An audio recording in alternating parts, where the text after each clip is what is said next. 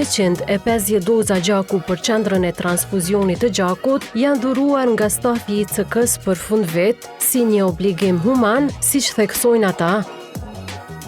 Është rreth viti i tretë me rend që japi gjak konstant, grupi jam i gjakut të zero negativ, i ftoj të gjithë për çfarë do lloj moshe me dhuru gjak, me shpëtu një jetë, mendoj që thanë shumë i mirë si për vetën, si për të tjerët, edhe nëse mund na shkri dorën dikujt, pse jo. Kjo vit jam i 5 me rend që dhuroj gjak këto. Si për këtë rrit, kush mund të dhuroj një gjak shpëton një jetë. Grupi jam i gjakut është OB pozitiv. Unë dhuroj gjak se mendoj që i do dikujna për shëndet. Është pera 7 që dhuroj gjak, jam O pozitiv. Përderisa jam mirë po me shëndet, ko me vazhdu po me dhuru gjak dhe i bëj thirrje tjerëve që me dhuru gjithashtu. Sipas Shpend Lilës, kjo nismë për dhurimin e gjakut është ndruar në një traditë 15 vjeçare nga ICK.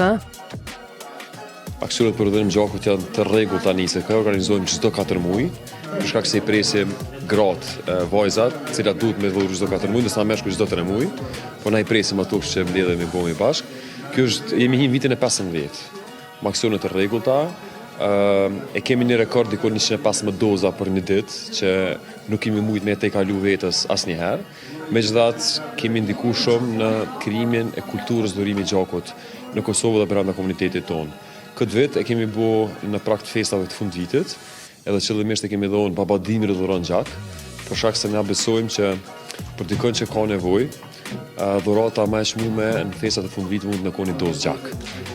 E jo dhuratë të zakonshme. Kështu që po shpresoj që krejt ata që ka nevojë, na një kërkesë pak të me plotësu që të kërkesë, edhe me ftu qytetarë me dhuru sa më shumë, është mirë edhe për shëndetin, gjaku rigjenerohet, edhe ndihmon tjerë që ka nevojë.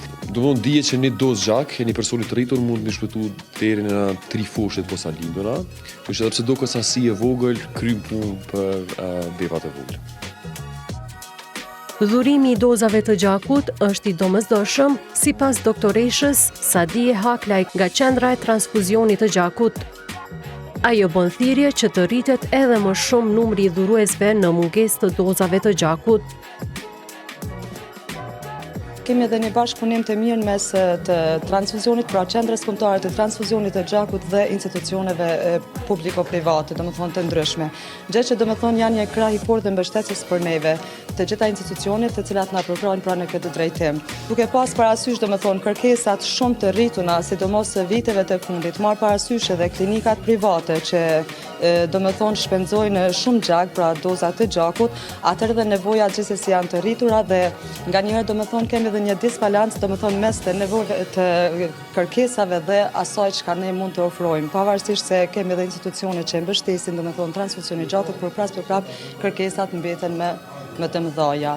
Marr parasysh domethënë grupet e gjakut, si grupi më i rrallë i gjakut domethënë është grupi i cili ka domethënë rha faktori negativ dhe gjë që përbën një problem më madhor, sepse ndonjëherë edhe nuk ngjehet në stok nga se është grupi i rrallë dhe është universal, domethënë zero negative është një grup universal për të gjithë pacientët pavarësisht cilin grup domethënë e posedojnë dhe nganjëherë domosdoshmërisht është e nevojshme që të kemi më të shtuar gjë që nuk mund edhe të sigurojmë meqenëse se është grupi i rrallë. Domethënë rha faktori është grupi i rrallë, e gjë që mund të mbulojë të gjithë pacientët pavarësisht grupit që e kanë.